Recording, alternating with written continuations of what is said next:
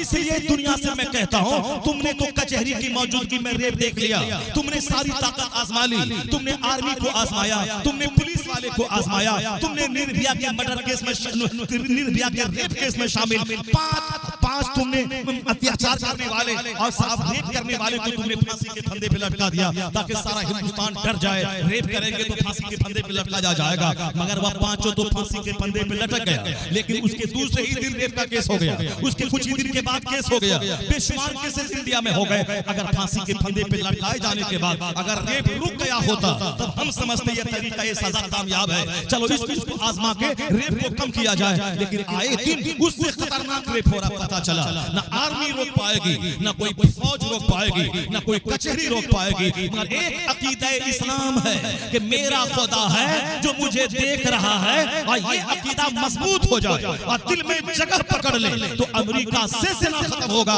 हिंदुस्तान से रेप खत्म होगा, चाइना से रेप खत्म होगा, दुनिया से क्राइम खत्म हो जाएगा, अल्लाह पर यकीन मजबूत होता जाएगा, क्राइम घटते जाएंगे, नेकों की तादाद में इजाफा होता जाएगा। नारे तकबीर, नारे रिसालत, शरीफों की तादाद में इजाफा होता जाएगा। एक तो अल्लाह का डर और दूसरा एक सबसे बड़ा अकीदा दिल में ये जगह पकड़ना पड़ेगा कि हमने तो सारे तरीके देख लिया मगर ज़िना रुक नहीं पाया, तो आखिर जीन्स और टी शर्ट पहन के एक जवान लड़के के सामने 18 साल की जवान लड़की है, अब कोई बोले कि मुझको भूख लगी है मगर मैं नहीं खा, सामने दाना है नहीं खाऊंगा, मुझको प्यास लगी है सामने पानी है मैं नहीं पीऊंगा, मुझको साहब ख्वाहिशात की आग अंदर लगी है सामने ख्वाहिश की तकमील का जरिया मौजूद है, मैं उसमें लपट नहीं रहूंगा। ये एंटी ह्यूमन है या गैर इंसानी तरीका है। इंसान के अंदर में रख दी गई है भूख ताकि वो खाना खाए, इंसान के अंदर रख दी गई है प्यास ताकि वो पानी पिए, इंसान के अंदर रख दी गई है औरतों से मिलने की ख्वाहिश ताकि अल्लाह के नाम पे वो शादी करे, एक औरत की किफालत की जिम्मेदारी ले, उसके नान नफका और महर की जिम्मेदारी अपने ऊपर ले, उसको रानी बना के घर में रखे ताकि इनकी औलाद उससे पैदा हो, इनकी ख्वाहिश की तकमील इनके जरिया हो, इनका कलेजा इनसे ठंडा हो। ये औरतों को महर दे के अपने निकाह में लाने, अल्लाह के नाम पे निकाह करने का क्या मतलब होता है? मतलब यही होता है कि ताकि तुम्हारी ख्वाहिशात की तकमील उससे हो, तो भूख लगे तो रोटी दाना, प्यास लगे तो पानी, और जब काम की ख्वाहिश हो उसके लिए औरतें तुम्हारे लिए हैं, तुम इसका इस्तेमाल कर। मगर कोई बोले कि दाना है मगर मैं नहीं खाऊंगा, पानी है मैं प्यास लगी है नहीं पीऊंगा, औरत है ख्वाहिश दिल में नहीं है मैं नहीं शादी करूंगा, वो आदमी मुर्दा से बदतर है। जिसको भूख लगी है मगर खाया नहीं जा रहा, प्यास लगी है पानी पिया नहीं जा रहा, औरत की चाहत है शादी कर नहीं रहा है, वो तो मर्द के नाम पे कलंक है। तो ख्वाहिशात की तकमील के लिए दाना पानी और औरत है, तो अल्लाह ने कहा है हलाल लीगल तरीके से इसका इस्तेमाल कर। मैं कहता हूं जो औरतों को अल्लाह ने मर्दों के लिए पैदा किया है, मर्दों को अल्लाह ने औरत के लिए पैदा किया है, ये बीच में रेप कहां से आ गया, ये जिना कहां से आ गया? अगर 1 करोड़ मर्द है 1 करोड़ औरत है, या फिर 1 करोड़ मर्द है 4 करोड़ औरत है, तो इस्लाम एक तरीका बताता है कि हर मर्द 4 शादी करे ताकि 1 करोड़ मर्द अगर दुनिया में जिंदा हो और 4 करोड़ अगर औरतें हैं तो समाज में जलजला और फितना पैदा होगा।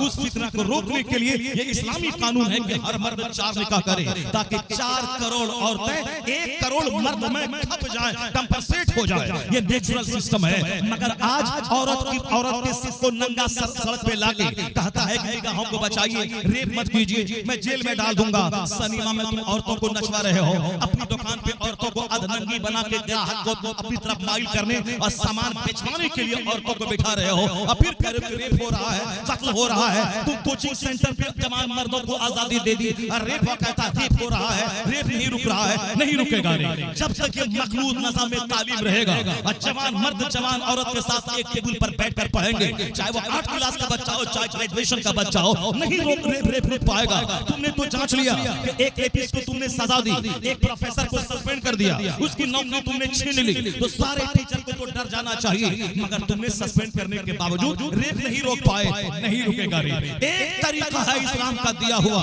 अगर उस पर अमेरिका अमल करे तो वहां रेप रुके, हिंदुस्तान में अमल हो तो रेप रुके। वो तरीका है कि औरतें नाजुक होती है, औरतें पुरकशिश है, औरतों पे पर्दा जरूरी है, वरना एक खूबसूरत लड़की को अगर 10 लड़का चाहेगा मैं उससे शादी करूंगा, अगर मेरी शादी नहीं हुई तो मैं कत्ल करके रख दूंगा। ये बता दें एक लड़की से एक लड़का लड़का शादी करेगा, ये 10 लड़के होंडे शादी करेंगे और फिर अगर सबको मारना शुरू किया किसकी रास्ते, इस रास्ते तू हट जा, ये लड़की हमारे लिए है, और दूसरा बोले तू हट जा, ये हमारे लिए है, ये बताए कितना घर उजड़ेगा, कितना समाज उजड़ेगा, कितनी औरतों का कत्ल होगा, कितने उसके बाप भाई का कत्ल होगा। इसलिए औरतों पे डाल दिया गया है हया की चादर, ताकि उसका हुस्न छुपा रहे, उसकी खूबसूरती छुपी रहे, और जब दिखाई ही नहीं पड़ेगा इसकी आंख बड़ी है, इसकी नाक लंबी है, इसके गाल पे बड़ा गोश्त है, इसकी पेशानी चौड़ी है, या देखने में बिल्कुल हलवा की तरह लग रही है, इसलिए चाहे जान मारना पड़े मार दूंगा, मगर हमको ये चाहिए, मैं कत्ल कर दूंगा उसके बाप को, बरु ये लड़की चाहिए। ये बातें कब हुई? जब उनके चेहरे पे नजर पड़ी,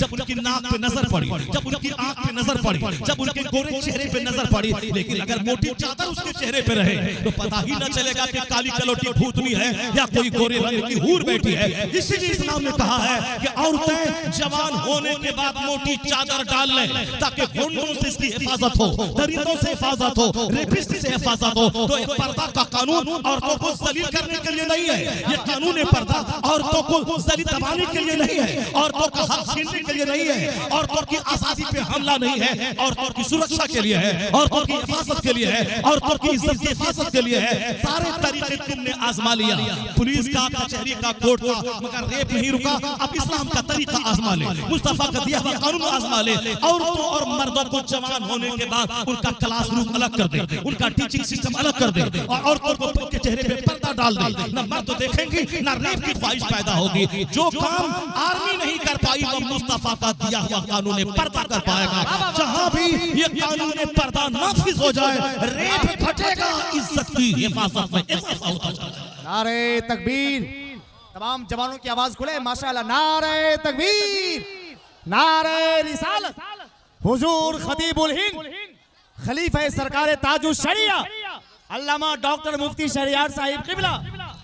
ए मेरी कौम, मैं सिर्फ आपसे कहना चाहता हूँ, इस्लाम का कानून सबके लिए है। इस्लाम का कानून 1400 साल पहले जितना लचीला और जितना बेनिफिशियल था, वही कानून आज भी है। इस्लाम बदला नहीं है, कानून वही है, सिर्फ अमल करने वाले लोगों की कमी है।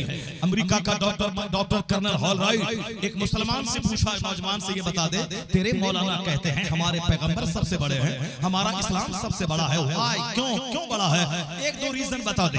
हर मुसलमान पे इल्म हासिल करना फर्ज इसलिए है ताकि अपने मजहब को समझ सके, अपने मजहब पर मजबूती से जमे रह सके, दुनिया की कोई लालच मजहब से फेर न सके, न किसी लड़की का चेहरा उसे काफिर बना सके, न कोई नौकरी उसे इसके ईमान को लूट पाए। इसलिए हर माँ बाप पे लाजिम है कि अपने बच्चों की खुदी में इस्लाम पिला दे। अपने बच्चों को 5 एकड़ जमीन देने के लिए कितनी मेहनत करनी पड़ेगी, कितनी परेशानी उठानी पड़ेगी, लेकिन उसको 5 हदीस सिखाने के लिए कोई मेहनत नहीं करनी है। ना उसके लिए 5 करोड़ रुपया चाहिए, ना उसके लिए 5 एकड़ जमीन चाहिए। अगर 5 कट्ठा जमीन में मकान देने के लिए आदमी को तो 40 साल तक साहब एड़ी रगड़ करके कमाना होगा, तब जाके छोटा सा घर बनता है। उसके बाद आदमी बुढ़ापे में मौत के इंतजार में रहता है, फिर 80-90 साल में मर के कब्रिस्तान पहुंच जाता है। तो बच्चे को मकान देने के लिए सारी जिंदगी लगा दी, फिर भी 5 बेटों को मकान नहीं दे पाए। तो मकान देना जरूरी नहीं है बच्चों को, अगर आपने मकान दे दिया, अगर बगैर मेहनत के बच्चों को जमीन मिल गई, मुफ्त की दौलत जिसको मिलती है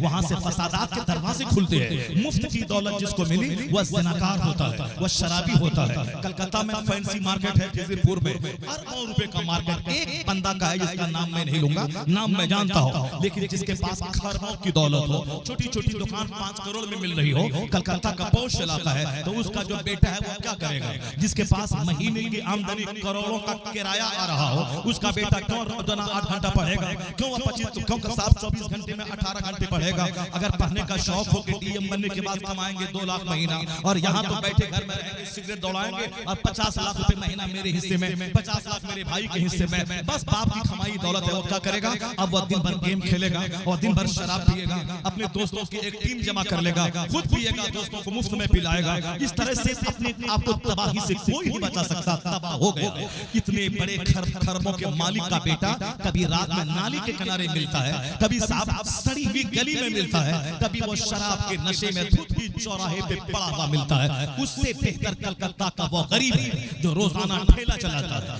500 रुपए कमाता है, किराए के घर में इज्जत के साथ रहता है, तो फिर वो मर भी जाएगा तो उनका बेटा अपने बाप की मेहनत की कमाई की वजह से वो अपने बाप को गाली नहीं देगा कि तुमने किराए के घर में छोड़ा। अगर दीन सीख लिया है वो बाप की कब्र पे जाके फातिहा पढ़ के दुआ करेगा, मालिक मेरा बाप किराए के मकान में मुझको छोड़ा है मगर काफिर नहीं छोड़ा है, मुस्तफा का गुलाम बना के छोड़ा है, मुझे मोहम्मदी बनाया है, मुझे मुस्तफवी बनाया है, मुझे मुस्तफा का गुलाम बनाया है। इसलिए 50 करोड़ का मकान देने से बेहतर है कि बच्चों के दिल में अल्लाह का डर डाल दे, बच्चों के सीने में मुस्तफा की मोहब्बत डाल दे, बच्चों के सीने में इश्क रसालत की गर्मी अता कर दे। और ये बात मैं जोरे बयान से नहीं कह रहा हूँ, यही बात हदीस में भी आई है। हुजूर फरमाते हैं मा नहला वालिदुन वलदहु मिन नुहलिल अफज़ला मिन अदबिन हसन। मुस्तफा कहते हैं हदीस में आया है एक बाप अपनी औलाद को जितना गिफ्ट देता है, चाहे माल दुकान बाप जेवर जेवरात जो भी गिफ्ट हो, मुस्तफा कहते हैं अच्छा अदब सिखाने से बेहतर कोई गिफ्ट नहीं है। यानी सबसे बड़ा तोहफा बाप की तरफ से औलाद के लिए है उसे पढ़ाना, उसे लिखाना।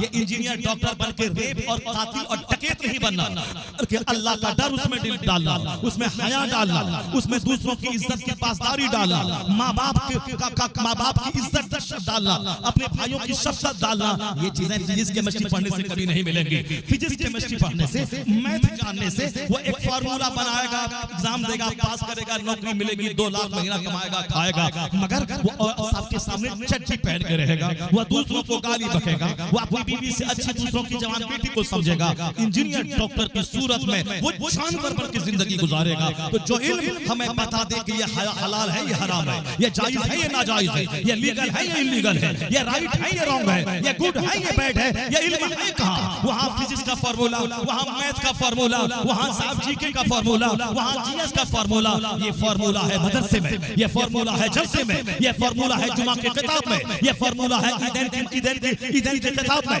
ये फार्मूला है निकाह के खुतबे में, जहाँ फिजिक्स नहीं पढ़ाई जाती, जहाँ अदब पढ़ाया जाता है, हया पढ़ाया जाता है, डिसिप्लिन का पैगाम दिया जाता है। इसमें एक कौम मुस्लिम इस्लाह मुआशरा कॉन्फ्रेंस करने वाला ये तेरा वेल विशर है, तेरा खैरख्वाह है, जो चाहता है कि तू जहन्नम ना जाए, तेरा बच्चा जहन्नम ना जाए, तू मुस्तफी मोहम्मदी बन जा ताकि तू भी जन्नती बन जा, तेरा बच्चा भी जन्नती बन जाए। नारे तकबीर, नारे रिसालत। इसलिए जो कुछ हुआ कलकत्ता के आरजी मेडिकल कॉलेज में, एक लेडी डॉक्टर जो एमबीबीएस कर चुकी है और एमडी कर रही है, और उस कॉलेज का प्रिंसिपल जो बहुत बड़ा डॉक्टर है, ये बताते हैं जब आदमी के अंदर का शैतान जवान होता है तो वह भूल जाता है कि मैं डॉक्टर हूँ, वह भूल जाता है कि मैं पढ़ा लिखा आदमी हूँ। वो एक पढ़ी लिखी खातून के साथ रेप करके उसे ज़बह कर देने वाला, उसे तुम आदमी कहेगा, वह डॉक्टर है, आदमी नहीं है। वह डॉक्टर प्रिंसिपल हो सकता है, आदमी नहीं है। तो आज दुनिया में मालदार हैं, आदमी की किल्लत हो रही है, डॉक्टर कदम कदम पे बन रहे हैं, आदमी की तादाद घट रही है, इंजीनियर तो थोक के थोक हर घर में पैदा हो रहा है। जैसे पहले मैट्रिक पास होते थे, उसी तरह आज इंजीनियर हो रहे हैं। इंजीनियर का कोई वैल्यू आज नहीं रहा। एक गांव में 50 इंजीनियर मिलते हैं, भले ही अपने आपको बड़ा का इंजीनियर बनने के बाद वो चपरासी की नौकरी ढूंढने के लिए वो आवेदन देता है। तो अब एक इंजीनियर की सूरत में जो दूसरों की जान ले, दूसरों का कत्ल करे, साहब सड़क नहीं बनी है, कहते सड़क बन गई, वो कमजोर ब्रिज को एनओसी दे दे, हजारों आदमी की जान ले ले, तो कहेंगे इंजीनियर पढ़ रहे हैं, इंसान घट रहे हैं, डॉक्टर पढ़ रहे हैं, इंसान घट रहे हैं, मास्टर पढ़ रहे हैं, इंसान घट रहे हैं। ये पटना में जो एक मुटुकनाथ नाम का प्रोफेसर, 18 साल की लड़की शिष्या, 60 साल का प्रोफेसर 18 साल की शिष्या के साथ जो उन्होंने कुकर्म किया, सारा हिंदुस्तान हिला, सारी दुनिया ने जाना। क्या एक आदमी 62 साल का बुढ़ा, वो 18 साल की एक अपनी पढ़ने वाली शिष्या के साथ जो कुछ किया, क्या एक अच्छा आदमी कर सकता है? प्रोफेसर की सूरत में लोग कह सकते हैं प्रोफेसर की तादाद बढ़ रही है, इंसान की तादाद घट रही है, अरबपति की तादाद बढ़ रही है, मगर इंसान की तादाद घट रही है। दाढ़ी जुब्बा वाले की तादाद बढ़ रही है, इंसान की तादाद घट रही है। 80 साल का बुढ़ा 6 साल के बच्चे के साथ जब वह रेप कर रहा हो, क्या कहेंगे? कहेंगे उसे आप, ये कह सकते हैं भले ही दाढ़ी टोपी वाला हो, मगर ये आदमी नहीं है। आदमी की सूरत में कलंक है। एक बीवी जो शौहर को ज़बह कर दे, ये औरत की सूरत में कलंक है, वो डाइन है, वो कातिल है। एक मर्द अपनी बीवी को ज़बह कर दे दूसरी औरत की चाहत में, वो आदमी की सूरत में जानवर है, वो कुत्ता है। तो लोग कह सकते हैं कि दुनिया डेवलप कर रही है, इंजीनियर बढ़ रहे हैं, प्रोफेसर बढ़ रहे हैं, डॉक्टर बढ़ रहे हैं, मास्टर बढ़ रहे हैं, साहब लॉयर बढ़ रहे हैं, बैरिस्टर बढ़ रहे हैं। हाँ, बैरिस्टर बढ़ रहे हैं, इंसानियत घट रही है। प्रोफेसर बढ़ रहे हैं, आदमी घट रहा है। आदमी क्यों नहीं घटेगा? आदमी की पैदावार होती है मदरसे से, जहाँ कुरान पढ़ाया जाता है, जहाँ हदीस पढ़ाया जाता है। आदमी बनते हैं इस तरह के जलसों से, जहाँ कुरान हदीस सुना कर गुनाहों से तौबा का शौक दिलाया जाता है, जहाँ नमाज का शौक दिलाया जाता है, जहाँ झूठ से नफरत दिलाया जाता है, जहाँ ज़िना से नफरत दिलाई जाती है। तो आज ये जलसे उजड़ गए, मदरसा उजड़ गया। चंद गरीब बच्चों के पढ़ने का मरकज हो गया मदरसा। मालदारों के बच्चे क्रिश्चियनों के स्कूल में जाके पढ़े, और चंद गरीब हल जोतने वाले का बच्चा मदरसे में पढ़े, और वो बच्चा पढ़ने के बाद अपने बाप को मजदूरी छुड़ाने, उसकी गुर्बत दूर करने के लिए वो आखिरी सत्तर तक गिर जाए। उसे न दीन का दर्द हो, न ताले बातिल का जज्बा हो, न सालिमों की आंखों में आंखें डाल के हक बोलने का जज्बा हो। वो तो सिर्फ अपनी गुर्बत के ताने बाने को सुधारने में लग जाता है। अमीरों के बच्चे कहाँ चले गए? अरबपति के बच्चे कहाँ चले गए? जो बगैर किसी नौकरी के सारी जिंदगी जमीन की फसल से खा के ताले बातिल कर सकता है। ये चंद मजदूरों के बच्चे मदरसे में रह गए। मदरसा जब उजड़ेगा तो आदमी कहाँ से पैदा होगा? जलसा जब उजड़ेगा आदमी कहाँ से पैदा होगा? इसलिए आज दुनिया में चोरों की तादाद, लफंगों की तादाद, डकैतों की तादाद, हरामखोरों की तादाद, रेप करने वालों की तादाद, पड़ोसी को ज़बह करने वाले की तादाद, रिश्तेदारों का मर्डर करने वालों की तादाद, एक सिक्के की खातिर आदमी को ज़बह कर देने वाले हथियारों की तादाद बढ़ती जा रही है। आज उसको घटाने के लिए कोई तरीका अमेरिका के पास नहीं है, उसको घटाने के लिए कोई तरीका हिंदुस्तान के पास नहीं है, इसको खत्म करने का कोई तरीका जापान के पास नहीं है। कोर्ट की मौजूदगी में रेप हो रहा है, कचहरी की मौजूदगी में कत्ल हो रहा है, जज की मौजूदगी में क्राइम हो रहा है। इतना बड़ा हिंदुस्तान, 140 करोड़ की आबादी वाला, एक गृह मंत्री 140 करोड़ की आबादी वाले मुल्क का गृह मंत्री है। 1 करोड़ की फौज उसके पास मौजूद है, उसके बावजूद ये फौज पर उसको भरोसा नहीं है।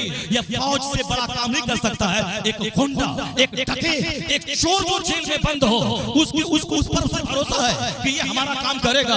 1 करोड़ की आर्मी पे भरोसा नहीं है। ये हमारी पब्लिक है जिससे गुंडा पे भरोसा है, जिससे चोर पे भरोसा है। और हिंदुस्तान की आर्मी, हिंदुस्तान की कचहरी, हिंदुस्तान के कोर्ट, हिंदुस्तान की सिविल कोर्ट, हिंदुस्तान की सुप्रीम कोर्ट, हिंदुस्तान की हाई कोर्ट पर एतमाद नहीं है। क्या कहेंगे उस समाज में? आदमी का समाज है, वो आदमी का समाज है जिससे अपनी आर्मी पे भरोसा न हो, गुंडा पे भरोसा हो, चोर और डकैत पे भरोसा हो। उसको तबाह होने से कौन बचा पाएगा? इंसान की फैक्ट्री बर्बाद हो गई, मदरसा तबाह हो गया, जलसे बर्बाद हो गए, गुंडों की महफिल आबाद हो गई, चोरों की महफिल आबाद हो रही है। तो दुनिया में लगेगी आग, नफरत की आग, अदावत की आग, दुश्मनी की आग, कुदूरत की आग, हसद की आग, जलन की आग। उसको बचाने का एक तरीका है, जिस दिन मदरसा जवान हो गया या फैक्ट्री जवान हो गई और इंसान की पैदावार होने लगी, तो डकैतों की तादाद घटेगी, शरीफों की तादाद में इजाफा हो जाएगा। जिस दिन यह जलसा आबाद हुआ, जिस दिन यह जलसे आबाद हो गए। नारे रिसालत, नारे रिसालत, मसलके आला हजरत, मजहब इस्लाम, मजहब इस्लाम, नारे तकबीर। लोग थक चुके कि मैं कैसे समाज की इस्लाह करूं। लोग परेशान हो गए, मुआशरे में इस्लाह कैसे हो, इस्लाह कैसे होगा। ज़िना को रोकेगा। रात सुबह के 4 बजे कोचिंग सेंटर में 18 साल की लड़की बगैर दुपट्टा के गई है, और 18 साल का लड़का वहां जाके पढ़ रहा। ना वहां माँ है, ना बाप है, टीचर भी अभी नहीं आया है। ये बता दें कि उसका चेहरी उस साहब कोचिंग सेंटर पे अगर ज़िना हो जाए तो कौन उसका जिम्मेदार कौन है? उसका जिम्मेदार है वो माँ बाप जो सुबह की सन्नाटे में अपनी बेटी को जवान ट्यूटर के हवाले कर रहे हैं। उसके जिम्मेदार है वह लोग, उसके जिम्मेदार है वह लोग जो अपनी जवान बेटी को अकेली कोचिंग सेंटर भेज रहे हैं। इसलिए 90% कोचिंग सेंटर बस ज़िनाकारी का अड्डा हो चुका है। जिस तरह से स्पाई सेंटर, स्पा सेंटर, यानी जहां हाथ पांव दबाया जाता है, जहाँ के बाल काटा जाता है, ये तमाम स्पा सेंटर और ये तमाम साहब वो सजने संवरने के जो ब्यूटी सेंटर है, वो साहब वो तमाम सेंटर रेप का अड्डा है। वहाँ न जाने कितने कितने तार लोगों से जुड़े हुए हैं। बिहार के मुजफ्फरपुर में जो औरतों के शेल्टर के साथ जो खिलौना करतूत हुआ, नेताओं के तार उस औरतों के शेल्टर से जुड़े हुए हैं, जहां बेसहारा, बेवा, यतीम, लावारिस औरतों की परवरिश होने के लिए जो तंजीम बनी थी, जो यूनियन बना था और जो एसोसिएशन काम कर रही थी, उसमें लड़कियां जवान हो रही हैं, उनको पनाह देने का शेल्टर मतलब पनाह देना। वो साहब उस शेल्टर का रिश्ता नेताओं से जुड़ा हुआ है, जहां गरीब बेसहारा बच्ची पाली जा रही है, उसको रात के वक्त में नेताओं के बिस्तर पे पेश किया जा रहा है। ये बता दें कि साहब उस मुल्क का हाल क्या होगा, उस स्टेट का हाल क्या होगा, जो साहब तंजीम के नाम पे, एसोसिएशन के नाम पे रेप का रैकेट चला रहा हो। लोगों की सोच गंदी होगी। लोग कहते हैं मुआशरा तरक्की कर रहा है, मुआशरा डेवलप कर रहा है। अगर रेप स्कूल में हो रहा है, उसके जिम्मेदार हम हैं। अगर कोचिंग सेंटर में हो रहा है, उसके जिम्मेदार हम हैं। यहाँ आर्मी ताकत के बल पे किसी को रोक ही नहीं सकता है। अमेरिका में रेप और कत्ल है क्योंकि अल्लाह पर विश्वास नहीं है। हिंदुस्तान में रेप और कत्ल है, अल्लाह पर यकीन नहीं है। वह पुलिस के सामने जब क्राइम करता है तो तन्हाई में कितना क्राइम करता होगा। इस क्राइम को रोकने के लिए इस्लाम का एक फार्मूला है जबरदस्त। वह जबरदस्त फार्मूला यह है कि बंदा कहीं भी रहे, वो यकीन करे कि दो फरिश्ते हमारे कांधे पे हमारी बदी और नेकी को लिखने के लिए हैं। मेरा खुदा देख रहा है। अल्लाह अकबर, अल्लाह सबसे बड़ा है। अल्लाह हमारे हर काम से बाखबर है। अल्लाह को न नींद आती है न ऊँग आती है। मैं 5 स्टार होटल पे रहूं, वहां भी मेरा खुदा देख रहा है। मैं किसी मकई के खेत में रहूं, वहां भी मेरा खुदा देख रहा है। मैं किसी धान के खेत में मजदूरों से काम करवाऊं, वहां मेरा खुदा देख रहा है। मैं वतन से बेवतन लुधियाना पंजाब में किसी तवाइफ के कोठे पे चला जाऊं, एक रिंग बजे कि मेरा खुदा देख रहा है। यहाँ मेरे समाज के लोग नहीं देख रहे हैं, मेरा बेटा भाई नहीं देख रहा है, मैं खुदा तो देख रहा है। अल्लाह देख रहा है। या इतना जबरदस्त तरीका है, जितना जबरदस्त अकीदा है कि गुनाह 5 स्टार होटल में भी रुक सकता है और रात की अंधेरे में रुक सकता है और दिन के उजाले में भी रुक सकता है। तो दुनिया ने तो देख लिया, आर्मी की मौजूदगी में रेप, कचहरी की मौजूदगी में रेप, पुलिस की मौजूदगी में रेप। अब ये अकीदा दुनिया जवान कर ले कि हमारा पैदा करने वाला अल्लाह है और वह अल्लाह हमें हर वक्त देख रहा है। ये अकीदा जितना ज्यादा मजबूत होता जाएगा, मुसलमान कहता है कि अल्लाह देख रहा है, मगर यकीन इसका कमजोर हो गया है। वह सोचता अपने बाप से डरता है, भाई से डरता है, अपने समाज के लोगों से डरता है, लेकिन वह गुनाह करता है, अल्लाह से नहीं डरता है। वह तन्हाई में शराब पीता है, लोगों से शर्माता है। वह तन्हाई में शराब पीता है, लोगों के सामने खैनी नहीं खाता है। इसका मतलब लोगों से डर है, खुदा से डर नहीं है। लोगों से शर्म है, अल्लाह से शर्म नहीं है। लोगों से शर्म है, जिस मुस्तफा का कलमा पढ़ता है उससे शर्म नहीं है। एक कौम मुस्लिम, तुम्हारा यकीन है कि अल्लाह देख रहा है, मगर दिल में यह अकीदा मजबूती से घर नहीं किया। बस जबान पे है कलमा कि अल्लाह मेरा मालिक है, वो देख रहा है। जिस दिन वो दिल में बैठ जाए कि मेरा खुदा देख रहा है, वह तन्हाई में भी रब से डरेगा और मजमे में भी वो रब से डरेगा। इस वाकयात सुनने और देखने को मिल रहे हैं कि एक शख्स अपने 5 दोस्तों के साथ अपनी बीवी से रेप करवाया। उसके बाद अपनी बीवी का गला दबाकर उसे किसी झाड़ी में फेंक दिया। आए दिन इस तरह की खबरें अखबार में छप रही हैं। अब हर औरत को अपने शौहर से डर लग रहा है। औरत भी इस कदर अंधी और इस कदर दुनिया की मोहब्बत में मस्त हो चुकी है कि बेशुमार औरतों ने रात के सन्नाटे में अपने प्रेमी के साथ मिलकर अपने शौहर का गला दबा दिया। अब शौहर को बीवी से डर लग रहा है, जिसको मैंने निकाह करके अपने घर में लाया है। न जाने किस दिन ये मेरा गला दबा, किस दिन ये मेरा खून कर दे, क्योंकि इस तरह की खबरें रोजाना अखबार में छप रही है। इसी पूर्णिया कटिहार सीमांचल जोन का एक वाकया है। एक हिंदू घराने का एक लड़का जो रेलवे में नौकरी कर रहा था, जब उन्होंने शादी की तो उनका छोटा भाई जो उससे ज्यादा खूबसूरत था, उस रेलवे में नौकरी करने वाले की बीवी बनके आई थी। छोटा भाई बेरोजगार था, ये बड़ा भाई नौकरी करके सारे घर को पालता था, मगर हवस को क्या करें, आप ख्वाहिश को आप क्या करें, सीना जो मर चुका है उसको क्या करेंगे आप? रेलवे मुलाजिम की बीवी अपने देवर के साथ मोहब्बत कर लेती, फिर वो अपने शौहर के भाई से मिलकर अपने शौहर का गला छुरी से रेत देती। ये बताएं कि वो भाई कैसा खबीस मरदूद था जिसने सिर्फ अपने घर को उजाड़ दिया। भाई जिसने उसको पाला था, भाई जिसने अपनी आमदनी से अपने भाई को अपने बच्चे की तरह पढ़ा रहा था, वरना कौन भाई किस भाई को पढ़ाता है। औलाद की चाह मोहब्बत तो सबको होती है, मगर भाई की मोहब्बत नहीं होती। लेकिन कुछ लोग अच्छे होते हैं जो अपनी औलाद की तरह अपने भाइयों को पालते भी हैं, उससे स्टैंड भी करते हैं। वह नौजवान, उन्होंने अपने छोटे भाई को पाला, उनकी खिदमत की इसी दिन के लिए कि अपने बड़े भाई की बीवी के साथ मोहब्बत करके घर के कमाने वाले भाई का गला दे देता। घर उजड़ गया सिर्फ नफसानी ख्वाहिशात की वजह से, सिर्फ सेक्सुअल डिजायर की वजह से। आज भी लोग कहते हैं कि मैं डेवलप कर रहा हूं, मैं तरक्की कर रहा हूं। ये कौन सी तरक्की है कि एक भाई अपने भाई को ज़बह कर रहा है, एक खाता पीता चमन गुजार रहा है, एक भाई अपने भाई को कत्ल कर रहा है, और एक बीवी अपने शौहर का कत्ल कर रही है। ये डेवलपमेंट है। दुनिया सवाल के कगार पे पहुंची हुई। आज दुनिया में लगी है आग, कोरोना की आग। आज दुनिया में लगी है नफरत की आग। आज समाज में लगी है ढेर सारा धन जमा करने की आग। आज समाज में दूसरों की अच्छाई से चिढ़ने की आग। समाज में आग लगी है एक माँ बाप को ज़बह करके LIC की मैच्योरिटी की रकम लेने की आग। सारे के सारे लोग मस्त हो गए दुनिया कमाने में। चाहे बाप को मार के दुनिया कमाए, चाहे माँ को ज़बह करके दुनिया कमाए, चाहे अपनी बीवी को मार के दुनिया की राहत वसूल करने का सपना देखे। आज कोई सुखी नहीं है। अमेरिका से लेकर हिंदुस्तान के देहात तक हर जगहों पे आग लगी है। ऐसा सिर्फ इसलिए है कि जिस अल्लाह ने जमीन बनाई उस अल्लाह का जिक्र ही नहीं। जिस खुदा ने बगैर खंबे के आसमान बनाया उस खुदा का जिक्र ही नहीं। जिस खुदा ने मुझे पैदा किया उस खुदा की इबादत नहीं। मरने के बाद जिस खुदा के सामने हिसाब किताब देने के लिए जाना है उस खुदा से ना मोहब्बत है ना उस खुदा का डर है।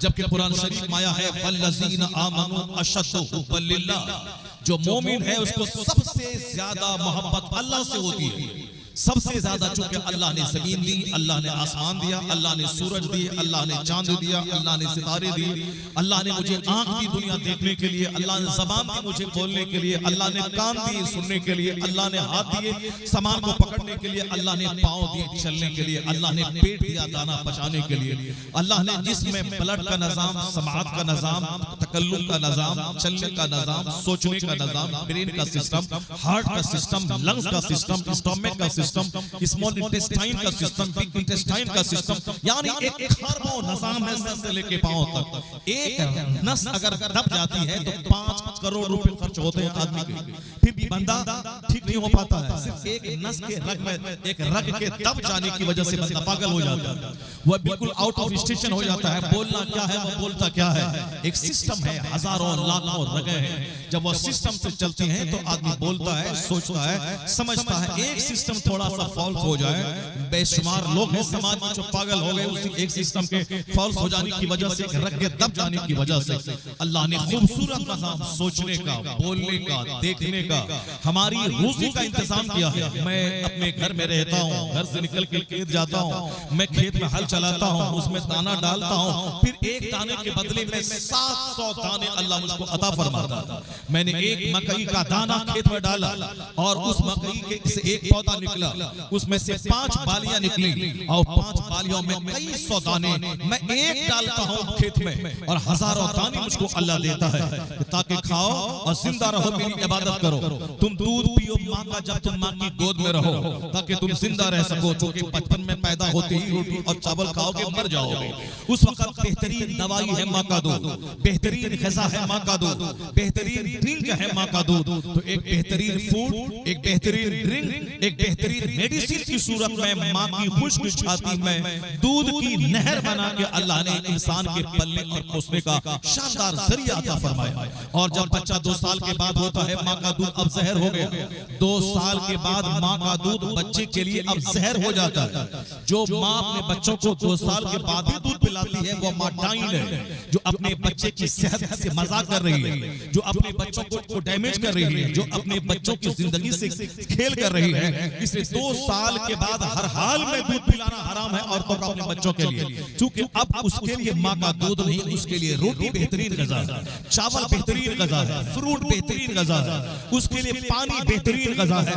अब वो इस्तेमाल करे तो अल्लाह ने हमारी सेहत के मुताबिक कभी दूध दिया, कभी आलू दिया, कभी फ्रूट दिया, कभी मौसमी फल दिया, कभी आम दिया, कभी जामुन दिया, कभी कटहल दिया और कभी बिल्कुल सालाना फल दिया जो हमेशा दस्तयाब हो। और वो सारे फल अलग अलग इलाकों में पैदा होते हैं ताकि मेरा बंदा बंगाल में आम पैदा करे, कश्मीर में सेब पैदा करे, ताकि बंगाल के लोग कश्मीर के मोहताज रहें और कश्मीर वाले बंगाल के मोहताज रहें, हर आदमी एक दूसरे का मोहताज रहे।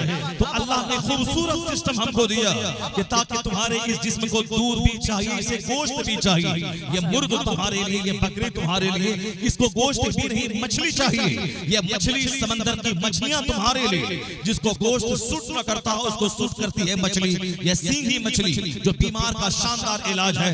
एक आलू है और एक दूसरा शकरकंद है जो जबरदस्त जाड़े की जवानी की खुराक है। एक मूंगफली है जो एक बादाम है, पिस्ता बादाम जो बड़ा महंगा 1500-2000 रुपए केजी मिलता है, और उससे ज्यादा फायदा है उस मूंगफली में जो बिल्कुल सस्ते रेट में मिलती है। ये भी बादाम है, वो भी बादाम है, दोनों में कैल्शियम, दोनों में पोटाशियम, दोनों में सोडियम, जबरदस्त मिनरल दोनों में मौजूद है, ताकि जो गरीब मालदार है पिस्ता बादाम खाए, और वही फायदा मूंगफली में है ताकि गरीब आसानी से उसको खा ले और उसको दस्तयाब हो जाए। अनार में जो मटेरियल्स है वो सारा आम में मौजूद है। अनार चूंकि 250, 300, 400 रुपए केजी है, लेकिन गरीब कहां से खाए, तो गरीब 10 रुपए केजी आम खा ले, उस आम में वो सब मौजूद है जो अनार में मौजूद है। तो बंदा तन्हाई में गौर करे, जानवर ना बन जाए।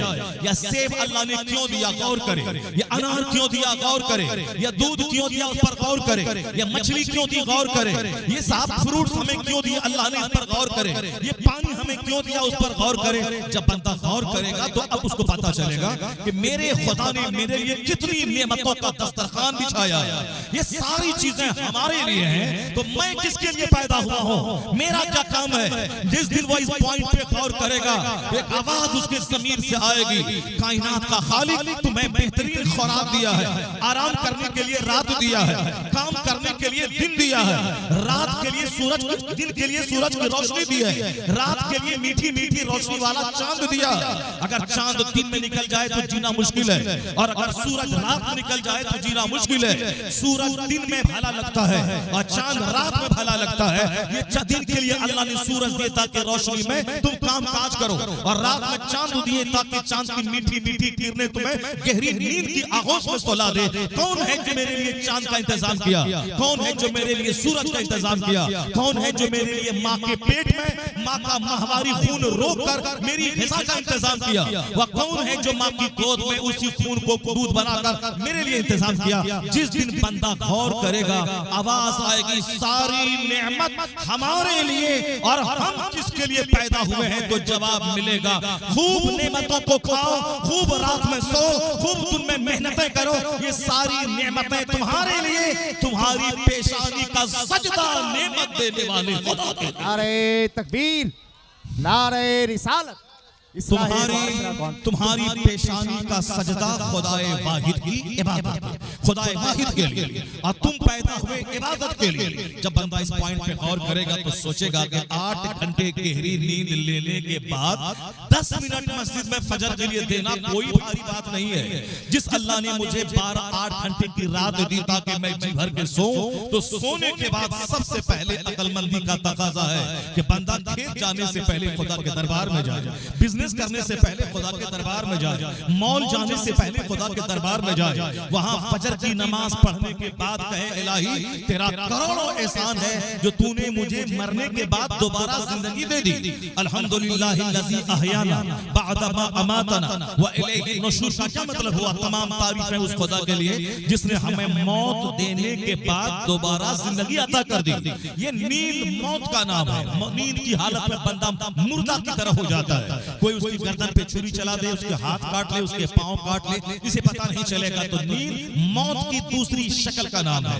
इसलिए हुजूर ने हमें दुआ सिखाया कि जब तुम रात गुजारने के बाद नींद से बेदार हो जाओ, ये दुआ सबसे पहले पढ़ो, अल्हम्दुलिल्लाहिल्लज़ी अहयाना बअदा मा अमातना। तमाम तारीफें उस अल्लाह के लिए जिसने हमें मौत देने के बाद दोबारा जिंदा कर दिया और फिर वो इलैहि नुशूर, उसी की तरफ मुझको उठना है और अपने हर किए सफेद स्याह और सफेद का हिसाब अल्लाह को देना है।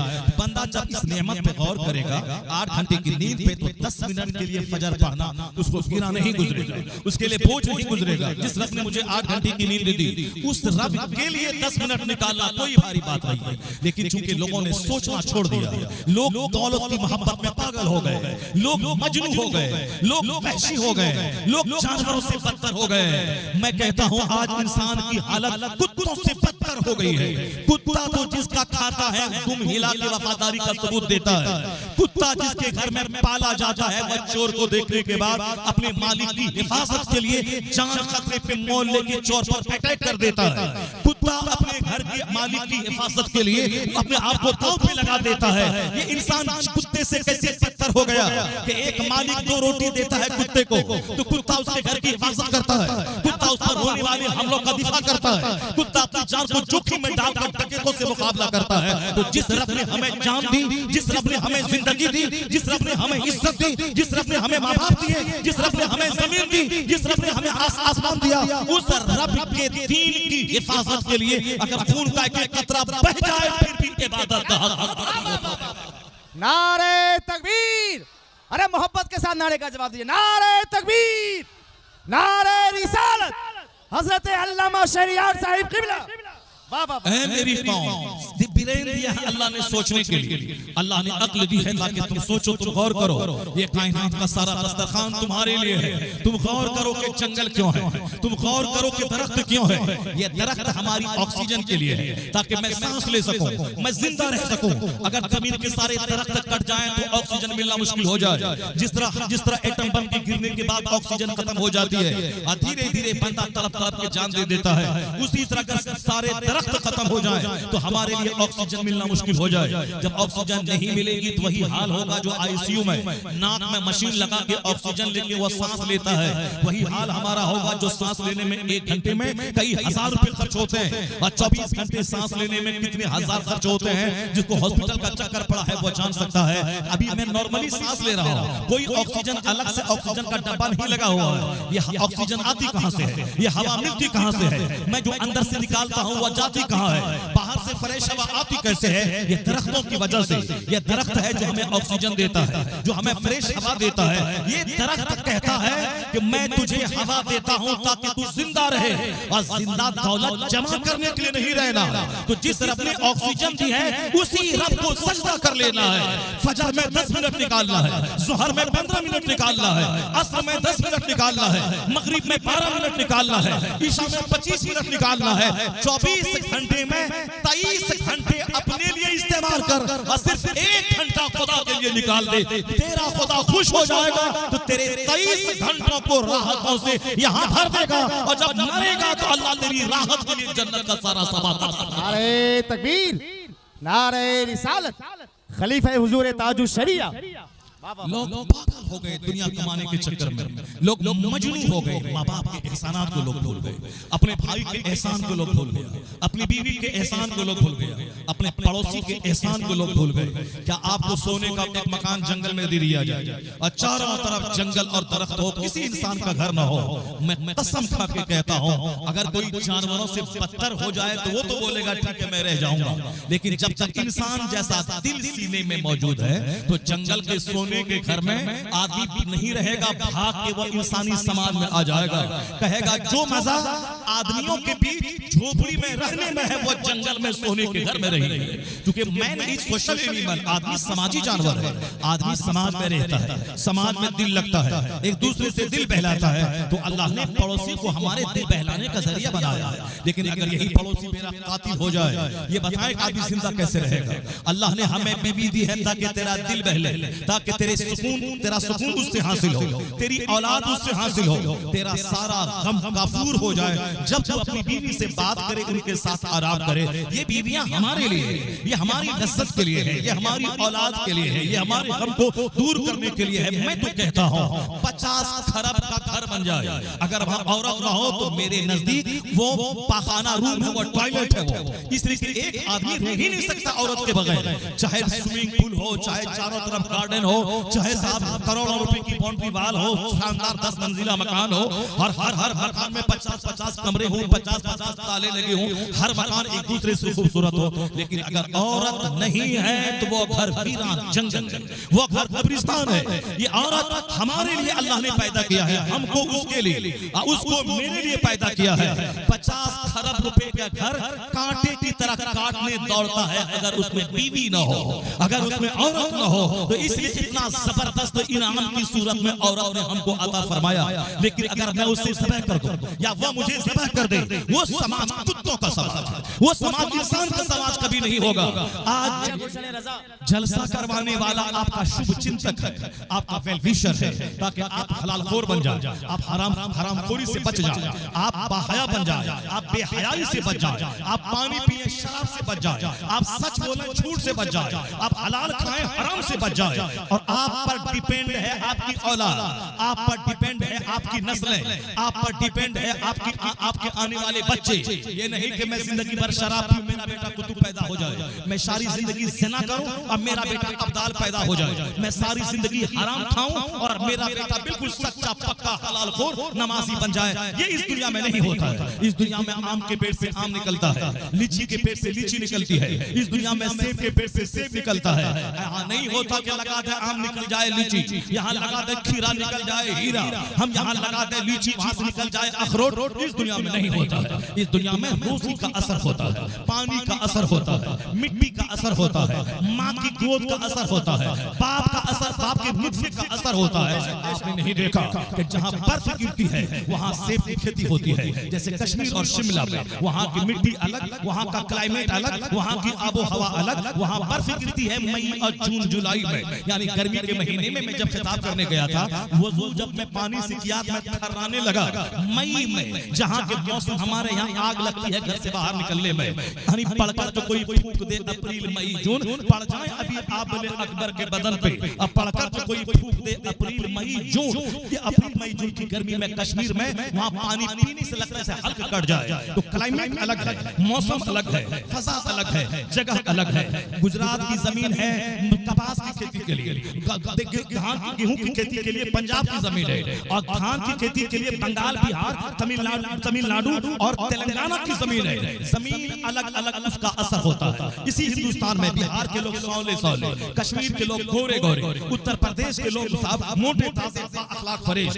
बिहार का ड्राइवर अगर मुझे रेलवे स्टेशन से लेकर जलसागाह में आता है, पानी के लिए तक नहीं पूछता है। उत्तर प्रदेश का हिंदू ड्राइवर वो अगर एयरपोर्ट से रिसीव करता है, वो पानी के लिए पूछता है, वो चाय के लिए पूछता है। ये मिट्टी का असर है। जहाँ की मिट्टी अच्छी है वहाँ बाअखलाक लोग पैदा होते हैं। जैसे अफगानिस्तान के लोग आशिक़ रसूल और बाअखलाक पैदा होते हैं। एक बार एक अफगानिस्तान में एक सैयद साहब पहुँच गया, बोला मैं बड़ा भूखा हूँ, मुझे खाना खिलाओ। वो किसान बोला मेरे पास बैठो, मैं घर से खाना लाता हूँ। वो किसान अपने घर में खबर भेजा, वहाँ से खाना आएगा। इसी बीच में वो किसान खाना लेने घर गया, हल रोक कर चुके अफगानिस्तान की मेहमान नवाजी और सैयदों के अखलाक से अच्छा सलूक बड़ा मशहूर है। आला हजरत फाजिल बरेलवी उसी अफगानिस्तान के थे, वहीं के कबीले परहेज के थे। तो इसके रसूल अफगानिस्तान के लोगों की गुट्टी गुट्टी में पिला होता है। इसके रसूल आला हजरत वहीं से बिलोंग करते थे। उनके बाप दादा अफगानिस्तान से चल के आए लाहौर, लाहौर से चल के आए दिल्ली, और दिल्ली से चल के रोहिलखंड बरेली के इलाके में आए। आशिक़ रसूल होते हैं। बोला सैयद नबी की औलाद का बैठो, मैं घर से खाना लाता हूँ। ये घर गया,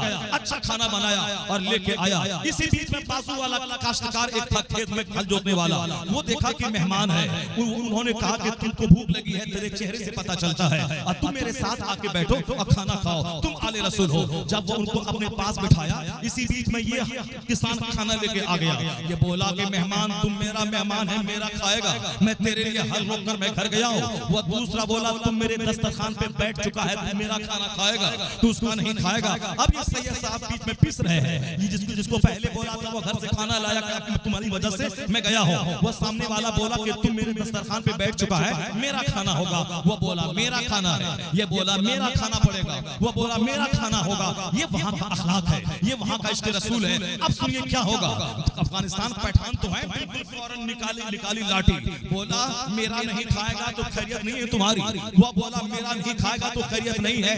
अब इतने वो मेहमान बोला अरे भाई तुम लोग आपस में मत लड़ो, मैं सैयद साहब हूँ, मैं आले रसूल हूँ, मैं सैयद हूँ, मैं तुम्हारे नबी के खानदान से हूँ, मैं आले रसूल हूँ। आले रसूल का नाम सुनना था कि दोनों काश्तकार ने अपनी लाठी फेंक दी और उनकी पेशानी और हाथ को चूमने लगे और कहा ऐसा करो, आधा इनका भी खा लो और आधा मेरा भी खा लो, आधा इनका भी खाओ आधा मेरा भी खाओ। ये है अफगानिस्तान के लोगों की मेहमान नवाजी और ये है वहाँ के इश्क़ रसूल की झलक जो मेहमान की वजह से उसको मार देता। मगर जहाँ आले रसूल की बात सामने आ गई दोनों नर्म पड़ गए और दोनों ने कहा कि आधा मेरा खा लो आधा उसका खा लो। ये सैयद साहब है, सैयद साहब की इज्जत होनी चाहिए। अब अलग अलग मिट्टी और हमारे यहाँ बंबई में होता है कि इमाम साहब, मैं वहाँ कुछ 10 दिन 20 दिन तकरीर के लिए मैं जाता हूँ, मैं गया था। सुबह सवेरे लोग आए, चलिए नागौरी की दुकान पे, गर्मी का मौसम था, जबरदस्त लस्सी पिलाता था, दिन में 5 बार लस्सी के लिए पूछता था। वो बंबई की जमीन है जो लस्सी के लिए पूछता था, खाने की दावत देता था, 50 आइटम बनाता था, खाना भी खिलाता था, 1000 रुपए नजराने भी देता था। ये वहाँ की जमीन है। और हमारे पूर्णिया और बिहार की जमीन ये है कि जो एक तो मस्जिद में नमाज ही नहीं है, वो 5 बूढ़ा नमाज पढ़ने आता है फजर में, और वो बेचारा इमाम साहब रात में मिलाद पढ़ के आया है, वहां से शक्करपाला लेके आया है, वो बेचारा ताकि सुबह खा के पानी पिएगा। ये 5 नमाजी निकला और इमाम साहब के हुजरे में गया, इमाम साहब की मिठाई भी खा ली, इमाम साहब की चाय भी पी लिया। ये हमारी जमीन है जो इमाम साहब को ही नोच लिया। और बंबई की जमीन है जो खाना भी खिलाते हैं लोग और फिर उसको नजराने भी देते हैं। हर जुमा के दिन इमाम साहब का हाथ चूमते हैं, 30,000 रुपए महाना तनख्वाह भी है और हर जुमा के दिन मुसाफा करने में 2-4 हजार रुपए भी मिल जाते हैं। ये अलग अलग जमीन, अलग अलग अखलाक, अलग अलग इलाका, अलग अलग चेहरा। बिहार का चेहरा कैसा है, बगल में सिक्किम है, उसके बगल में आसाम और गुवाहाटी है। जहां मैं परसों उस गुवाहाटी में था, वहां के जो लोकल लोग थे, नाक उसकी चिपटी, चेहरा उसका चिपटा। उसी के बगल में चाइना है, वहां के लोग वैसे, उसी के बगल में जापान है, वहां के लोग वैसे। मैं ये कहना चाहता हूं अलग अलग जमीन का अलग अलग असर होता है, क्लाइमेट का असर होता है। जहां की जमीन अच्छी है वहां की फसल अच्छी है। माँ जमीन है, बाप उसमें बीज डालने वाला है। अगर बीज हो नाकारा तो फसल जली हुई पैदा होती है, अगर जमीन हो सड़ी हुई तो वह जमीन बंजर जमीन फसल नहीं पैदा करती, लहलहाती। अब जरा गौर से सुनिए, एक जमीन की बात सुनाता हूं। जमीन किस कदर जरखेज है और बीज डालने वाला कितना जरखेज है और क्लाइमेट कितना जबरदस्त है, वो जगह किस कदर जबरदस्त है। जगह पैदा नहीं की जाती है, जगह बनाई जाती है। एक आदमी थोड़ा तुम्हारा ये देवरिया गांव, वो चला गया मंझेली में अच्छे लोग नहीं मिले, वो चला गया कटिहार के लोग बिलोरी में अच्छे लोग नहीं मिले, वो चला गया भट्टा बाजार, वहां अच्छे लोग नहीं मिले, वो चला गया फिर छोड़ के पटना में भी सारे लोगों में हसद जलन चिड़ लड़ाई झगड़ा, वो छोड़ के दिल्ली चला गया। और दिल्ली में भी आदमी है, जहाँ आदमी है वहां घमंड, जहाँ आदमी है वहां जलन, आदमी वही है रहे काला। मगर दिल में हो खैरखाही, दिल में हो तकवा परहेजगारी का जज्बा, लेकिन यहाँ चेहरा गोरा है, दिल में हसद, दिल में जलन, दिल में घमंड। वह बेहतर था कि चेहरा काला रहता मगर दिल उजला और दूधिया रहता। अभी लोग चेहरा सजाने की बात करते हैं और दिल में जो पाखाना और गंदगी है, हसद की गंदगी, घमंड की गंदगी, जलन की गंदगी, खुदूरत की गंदगी, गिलासत जो है, गीबत की गिलासत, चुगलखोरी की गिलासत, ये गिलासत पहले निकाल। मारे भागे जा गुलाबाग से मंझेली से गुलाबाग से पूर्णिया से पटना से दिल्ली से बंबई। अब बंबई वाला कहाँ जाएगा, वो जाता ऑस्ट्रेलिया, मारे फिरता है। अब सुकून नहीं मिलता है, सुकून नहीं मिलेगा जगह छोड़ने से। बुजुर्गों ने कहा है जगह बदलने से सुकून नहीं मिलता है।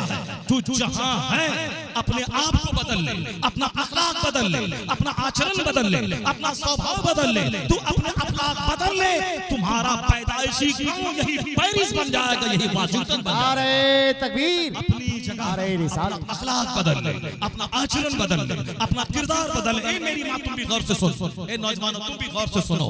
चोरों की कोख से वली नहीं पैदा होता, हरामखोरों की गोद से कभी नमाजी सही हुई एतकाद बच्चा नहीं पैदा होता।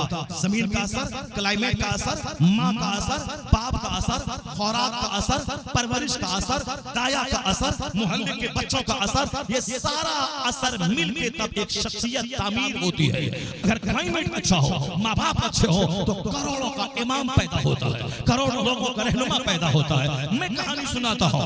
अब इराक में एक जगह है बसरा, बसरा के एक देहात में एक खजूर का अंगूर का बड़ा बाग था। वह बाग का रहने वाला शहर में रहता था, वह देहात में करोड़ों का बाग उसका था। वहाँ उसकी रखवाली के लिए, जैसे आज देहात किसी का घर यार शहर में, वह देहात में 10 बीघा जमीन ले लिया, वहाँ गर्मा का धान की खेती वो कर रहा है। एक नौकर को रखे हुआ है और रोजाना मशीन चलाना, पानी पटाना, उसकी देखरेख करना। तनख्वाह तेरी है 5000 रुपए महीना और तीनों टाइम का खाना तुम बनाओ, वो खाना मेरी तरफ से, मगर मेरी फसल की निगरानी करना। तो हमारे यहाँ फसल पैदा करने का रिवाज है और इराक, अफगानिस्तान वगैरह में बाग लगाने का चलन था और अभी धीरे धीरे अपने इलाके में भी बाग लगाने का चलन और रिवाज पैदा हो रहा है। सबसे बेहतरीन चीज है 1 एकड़ जमीन में 500 आम लगा दे, साल में इतनी फसल पैदा होगी कि जितनी 5 एकड़ जमीन के धान से पैसा न होगा उतना पैसा बाग से हो जाएगा। ये काम उत्तर प्रदेश के लोग करते हैं। जमीन थोड़ी है, उसी में चारों तरफ बाग लगा दिया, बीच में थोड़ी सब्जी उगा दी, बीच में थोड़ा सा गेहूं धान उपजा लिया, आराम से अपने खेत की सब्जी, अपने खेत का चावल, अपने खेत का गेहूं, अपने खेत के बागात, वो सब का मजा लेता है। शहर छोड़ के हफ्ते में 2 दिन के लिए देहात में आता है। डॉक्टर कहते हैं शहर में बहुत मिक्स फजा है, वहाँ प्रदूषण है, पॉल्यूशन है, हार्ट की बीमारी का अंदेशा है। इसीलिए हफ्ते में कम से कम 2 दिन 48 घंटे आप जाके देहात के सुकून फजाओं में दिन गुजारिए। इसीलिए बंबई और बेंगलोर के लोग अब देहातों में फार्म हाउस बना रहे हैं और वहां जाके सैटरडे और संडे रह रहे हैं। यही हाल बसरा में था। उस बसरा के अरबपति ने एक बाग बनाया था देहात में, वहां एक शख्स उसमें रखा था, मुबारक नाम का एक शख्स था जो उस बाग की निगरानी करता था। अब काहे बकाहे वह बाग का मालिक अपने दोस्तों के साथ वह बाग में घूमने आता था। जरा देखें कैसी है फजा, कैसा है माहौल, कैसी है माँ, कैसा है बाप, कैसा है दोस्त, कैसा है फ्रेंड सर्किल, कैसा है समाज का स्टेटस। मैं अभी घर से बाहर निकलता हूँ, चौक पे चारों तरफ चोर, डकैत, बेईमान, लुटेरा मिलता है। मैं घर में रहा तो मोबाइल से और टीवी में गाना, और दुकान पे गया पान खाने के लिए, वहाँ चल रहा है गाना। कोच बस पे गया पटना जाने के लिए, पूरी रात बदतमीज ड्राइवर जोर से वो साउंड गाना बजाता है, फिल्में दिखलाता है। नहीं सोचता है कि साहब आवाज कम कर दें या नहीं देखें। ये सारे लोग दिन भर के थके मानते हैं, रात भर बस पे सो लेंगे, सुबह पटना में किसी को मदरसा बोर्ड में, किसी को शिक्षा ऑफिस, किसी को सेक्रेटरिएट में, कहीं कुछ न कुछ काम है, राजधानी है। नहीं, जोर से फिल्में बजाएगा, गाने बजाएगा और जोर से फिल्म की आवाज होगी, सबकी नींद खराब करेगा। जबकि 24 घंटे गाना सुनता है, फिर भी उस खबीस का पेट गाना सुनने से भरता नहीं है। घर में गाना, दुकान में गाना, कोच बस में गाना, हवाई जहाज में म्यूजिक, कहाँ जाओगे? हर तरफ गुनाह मुंह खोले हुआ है। यही एक जलसा है। अभी 2 घंटे से बैठे हो, ना यहाँ गाना है, ना यहाँ फिल्में हैं, ना यहाँ गिबत है, ना यहाँ चुगलखोरी है, ना किसी पे हाथ चलाना है। जब से बैठे हैं सुभान अल्लाह कहते हैं, ज़बान नेकी कर रही है, कान अल्लाह का जिक्र सुन रहा है। सारा जिस्म फरिश्तों के बीच बैठा है। इस जमाने में इस जलसा से बढ़कर ना कोई खानका है और ना कोई ट्रेनिंग हाउस। यहाँ गुनाहों से रोकने नेकी की फैक्ट्री है जलसा। 5 घंटे बैठो, एक गुनाह का गुजर नहीं है, करोड़ों नेकियां लेके वापस चले आओ। नारे तकबीर, करोड़ों नेकी लेके वहां से वापस आ जाओ। ये जलसा एक जबरदस्त खानका है, ये जलसा एक जबरदस्त स्पिरिचुअल सेंटर है, जहां गुनाहों के हटाने और नेकियों के बढ़ाने की तरकीब बताई जाती है। अब जरा गौर से सुनिएगा। उस बाग का मालिक अपने दोस्त को लेके एक बार आया, कहा मुबारक, ये हमारे शहर के बड़े पौश लोग हैं, बड़े मालदार लोग हैं, अरबपति खरबपति हैं, मीठा अंगूर दरख्त से तोड़ के लाओ, हमारे इन दोस्तों को खिलाओ। जैसे पूर्णिया शहर में रहने वाला बंदा, वो साहब मंझेली के एक देहात में अपना बाग बनाया हुआ, आम का मौसम होता है, और ये बंदा अपने 10 दोस्तों को लेके सुबह सुबह बाग में आ जाता है और कहता है मुबारक, हमारे ये दोस्त है, ये गणेश स्टोर के मालिक है, ये रूपचंद के मालिक हैं, ये साहब फला चंद हैं, ये फला मरवाड़ी हैं, ये फला गुजराती हैं, जबरदस्त मीठा आम लाओ। तुम जो सबसे अच्छा मीठा आम हो वो तोड़ के लाओ। अब उसका नौकर गुलाम तोड़ के आम लाता है और अपने दोस्तों से कहता है कैसा आम लगा, ये गुलाब खास कैसा लगा, ये मालदा कैसा लगा, ये साफ अमरपाली आम ये कैसा लगा, ये फलां आम कैसा लगा, ये खिलाता है। वो बसरा का रईस अपने रईस दोस्तों के साथ उस बाग में आया, कहा मुबारक जबरदस्त मीठा अंगूर तोड़ के लाओ, ये हमारे अरबपति दोस्त हैं। मुबारक सामने वाले पेड़ से अंगूर तोड़ा और लाके दे दिया। अंगूर जब खाया तो बड़ा खट्टा था। बाग के मालिक ने कहा मुबारक तुमको मैंने कहा ये हमारे बड़े मालदार दोस्त हैं, तुमने देखा नहीं कि कैसा खजूर लाया। कहा फिर जा लाओ, दूसरे दरख्त से तोड़ के लाया, उस दरख्त का अंगूर भी खट्टा था। अब जरा थोड़ा सा तेवर बदला बाग के मालिक का, कहा मुबारक मैं तुमसे कहता हूँ मीठा अंगूर लाओ। ये फिर गया, एक दरख्त से अंगूर तोड़ा और वहां से लाके रख दिया। इत्तेफाक से उस दरख्त का अंगूर भी खट्टा था। अब बाग के मालिक से रहा नहीं गया, कहा मुबारक मैं तुमसे बार बार कहता हूँ मीठा खजूर, ये मेरे दोस्त क्या समझेंगे कि तुम हमारे बाग का सारा दरख्त खट्टा अंगूर पैदा करता है, मैंने तुमसे कहा ना कि मीठा अंगूर लाओ। अब मुबारक से नहीं रहा गया। मुबारक ने कहा कि हुजूर ये बताइए कि मैं कैसे जानूं कि किस पेड़ का अंगूर मीठा होता है, मैं कैसे समझूं, का क्या मतलब? कहा मैं खाऊं चखूं तब न पता चले कि किस पेड़ का अंगूर मीठा होता है। कहा क्या मतलब? कहा मतलब यही कि आपने बाग की रखवाली के लिए मुझको रखा है और अंगूर खाने के बारे में कब आपने बताया है?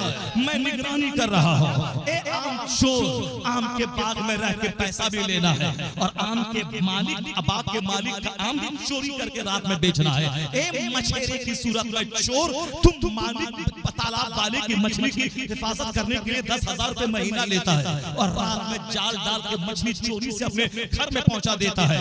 बच्चा खाएगा वह चोरी की मछली, ये बता दे ब्लड कैसा होगा, उस बच्चे का ज़मीर कैसा बनेगा, उस बच्चे की खमीर कैसे तैयार होगी।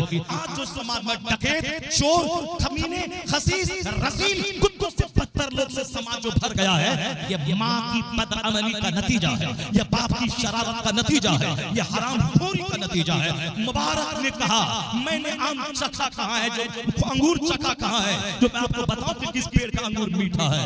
ये था उसका चेहरा गौर से देखने लगा।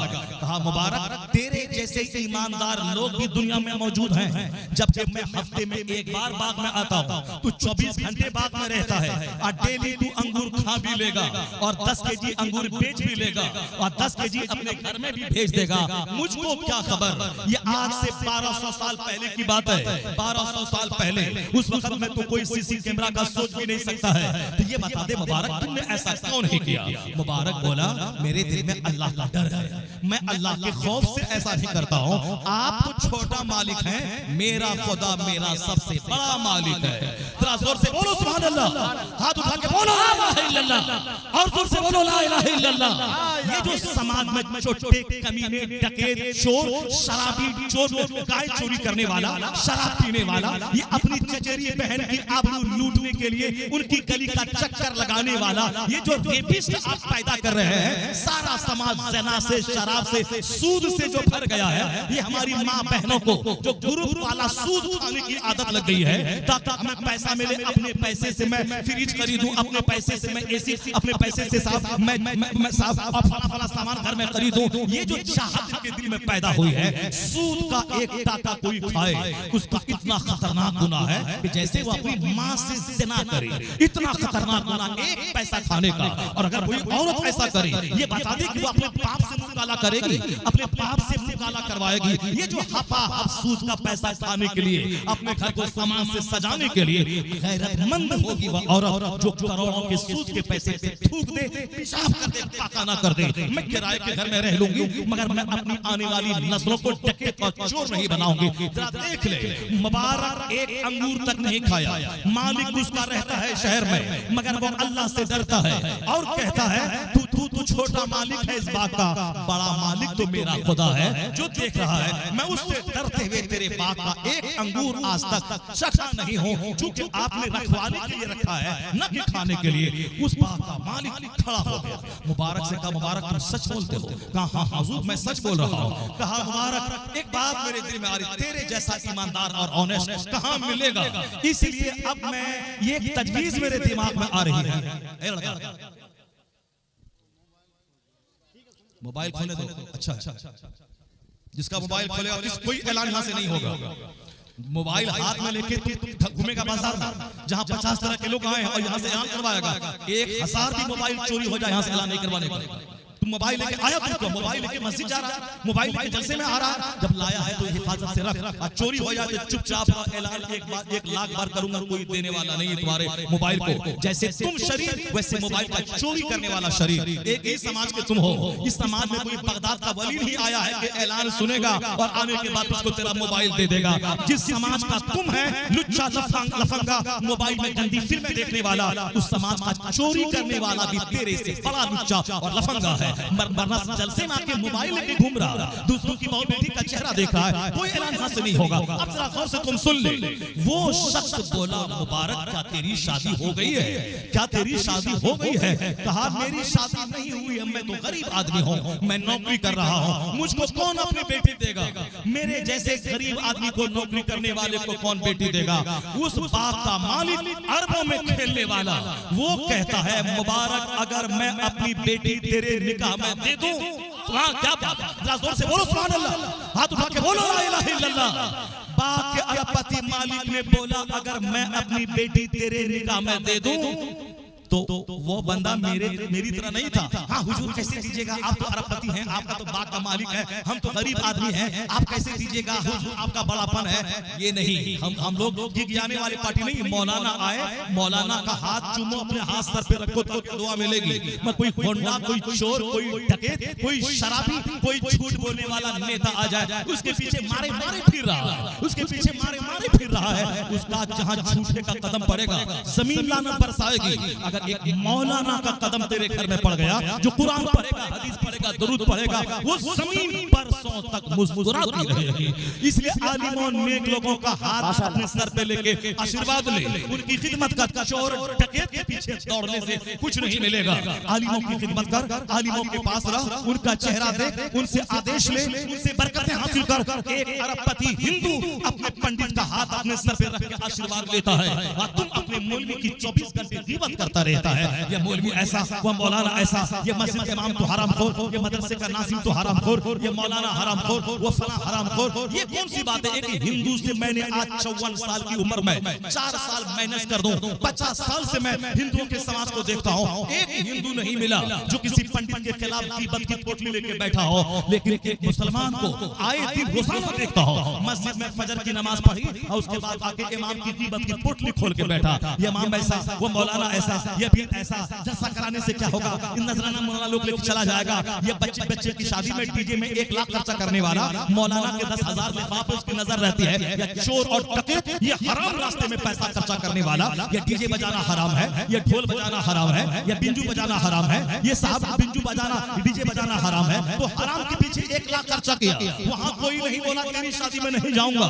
मगर इमाम मौलाना जो 2 घंटा हमें दीन सिखाया, उसको मैंने 20,000 रुपए दिया, इसके सीने में खटकने लगता है। जब तक मौलाना से दुश्मनी न करे, उसकी खिदमत न करे, उसको सलील न कर दे, उस वक्त तक इस खसीस और रजील का सीना ठंडा नहीं होता है। इसलिए तुम पैदा ही काफिर अपने धर्म गुरु का एहतराम और सम्मान करें। मोदी जी जैसा पूरे भारत का प्रधानमंत्री, वो अयोध्या जाता है तो पंडित जी का आशीर्वाद हाथ में अपने सर पे रखता है, उनके चरण को छूता है। जो 140 करोड़ हिंदुस्तानी का वजीर आजम है, वो अपने धर्म गुरु का सम्मान करता है। जो धर्म गुरु 10,000 महीना घंटा बजा के कमाता है, प्रधानमंत्री उसका चरण छूता है। और तुम अपने मौलवी को 5,000 रुपए तनख्वाह देकर उसको जलील समझता है, जो हमेशा दीन की बातें करता है, जो दीन सिखाता है। जरा सुन ले अपने सर्फ की, अपने समाज, अपने अहवाल की बातें हैं। अब वो शख्स बोला मुबारक क्या बोला? गिगियाया नहीं, आप कैसे बेटी दीजिएगा?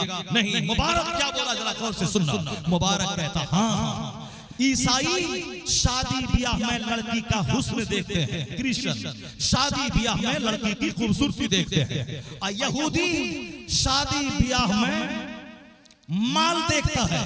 यहूदी हरीस कौम है, वो नेतन्याहू हरीस लालची दौलतों का पुजारी, इंसान की लाशों पे सिक्के कमाने वाला जलील तरीन कौम है यह यहूदी शादी में माल देखता है, और क्रिश्चियन शादी में लड़की की खूबसूरती देखता है। और क्या बोला मुबारक? मोहम्मदी शादी में दीन और अखलाक देखता है। मोहम्मदी मुस्तफा का मानने वाला शादी में दीन और अखलाक देखता है, ईमानदारी देखता है। क्या जबरदस्त बात मुबारक ने कही। कहा मुबारक मैं शहर जाता हूँ, अपनी बीवी से मशवरा करता हूँ, उसके बाद फिर तुमसे बात करता हूँ। तुमने अपनी ईमानदारी से मेरे सीने को तुमने सॉफ्ट बना दिया है, ईमानदारी से तुमने हमारे बदन को हिला के रख दिया है। वह बाग का मालिक शहर गया, अपनी बीवी से मशवरा किया, क्या अब बिटिया की शादी के लिए मैंने एक बड़ा ईमानदार देखा है, वो अपने बाग का नौकर है, अब बता तेरी राय क्या है। अरबपति की बीवी खरबपति, अगर हमारी बीवी होती तो कहती अरे वो तो नौकर है, उससे शादी दे दीजिएगा, समाज वाला क्या बोलेगा, वो कमा के क्या खिलाएगा, एक बच्चा पैदा होगा ऑपरेशन से तो 50,000 टका कहां से लाएगा। मौलाना लोगों को कोई बेटी नहीं देता है, इनकी तनख्वाह 10,000, ऑपरेशन पड़ा तो 50,000 कहां से लाएगा। बेशुमार मौलाना है, शादी नहीं हो रही। एक मौलाना रोने लगा भी आजमनगर एरिया की तरफ, हजरत शादी हुई थी, मेरी बीवी आई थी, 1 महीना तक सिर्फ फोन से अपने यार से बात करती रही। मैंने कहा जाओ बाप के यहाँ जाओ, तुम मेरे पास नहीं रह पाओगी। वो चली गई, अब शादी नहीं हो रही। हुजूर क्या करें, दुआ कर दीजिए शादी हो जाए। एक मौलाना बंबई में है, जहां मैं जाकर कभी दिल्ली में कभी ठहरता हूँ मस्जिद में, वो जबरदस्त कुरान पढ़ता है। बोला हुजूर शादी नहीं हो रही है, कोई दुआ कर दे, ताबीज लिख दे, क्योंकि हमारे इलाके में सब माल वाले को बेटी देते हैं। मेरे पास 15-20 हजार महीना कमाता हूँ, कोई बेटी नहीं दे रहा। बेशुमार लोग हैं जो बेटी शादी नहीं हो रही है और लड़की कोई नहीं दे रहा है। ये हम जैसे गंदे लोगों की कहानी है। वहां बसरा का अरबपति अपनी बीवी से जब कहा, बीवी बोली मैं भी अपनी बिटिया के लिए ऐसा ही जन्नती शौहर तलाश कर रहा था। क्या बात है। आज हमारी चोड़ेल माँ, आज हमारी बदतमीज माँ, गीबत करने वाली माँ, 10 मर्दों को झांक के देखने वाली माँ, मोबाइल पे मटक मटक के 10 मर्दों से बात करने वाली माँ, अपने शौहर से गुस्से से बात करना और दूसरे से मुस्कुरा के मजा ले लेके घंटा बात करना। शौहर से 1 मिनट में मोबाइल रख देना और दूसरों से घचड़ घचड़ मचड़ 10-10 घंटा बातें करना। ये हरामखोरी का दिलदादा हो गई है माँ। इसकी पेट का जो बच्चा होगा वह चोर और डकैत क्यों नहीं पैदा होगा। ये पति की बीवी तहज्जुद पढ़ने वाली, कुरान पढ़ने वाली, इशराक पढ़ने वाली, शाज पढ़ने वाली, अरब के दौलत में बैठकर तकवा परहेजगारी, वो कहती है मैं भी अपनी बेटी के लिए ऐसा ही नेक खोजता था। कहा मगर मैं अपनी बेटी से पूछ लो। शौहर बीवी से पूछा, बीवी बोली मेरी तमन्ना तो है कर दो, मगर जरा बिटिया जवान हो गई है, उससे जरा राय पूछ लो, उसकी क्या राय है। जब माँ बेटी के पास गई और बोली कि बेटी एक ईमानदार नेक परहेजगार बाप का जो रखवाला मुबारक है, वो अपने बाप का वो बड़ा ईमानदार, तेरे बाप की पसंद है कि उससे तेरा निकाह हो जाए ताकि जन्नत का काम करने में आसानी हो जाए। मेरी भी वही राय है। बेटी तू बता दे तेरी क्या राय है। आज की छुछंदर बंदर बेटी नहीं, 7 साल की बेटी हाथ में मोबाइल या जींस टी-शर्ट पहना और घूमने लगे नहीं, वो अरबपति की तिलावत करने वाली बेटी, वो कहती है जो राय मेरी बाप की, जो राय मेरी माँ की, मैं माँ बाप की मर्जी पे सरे तस्लीम करता हूँ, मैं माँ बाप की मर्जी पे सरे तस्लीम झुकाता हूँ। अरब के मसलके आला हजरत, मसलके आला हजरत, उलमाए अहले सुन्नत, उलमाए अहले सुन्नत, सरजमीने दुआनिया, सरजमीने दुआनिया। हजरात एक जरूरी ऐलान यह है कि किसी की बच्ची गुम हो गई है, स्टेज के करीब वो बच्ची हाजिर है। एक बच्ची जो जिसकी भी बच्ची गुम हुई है वो बच्ची के पास आकर स्टेज के करीब आकर बच्ची को ले जाए। दूसरा कोई ऐलान यहाँ से नहीं होगा।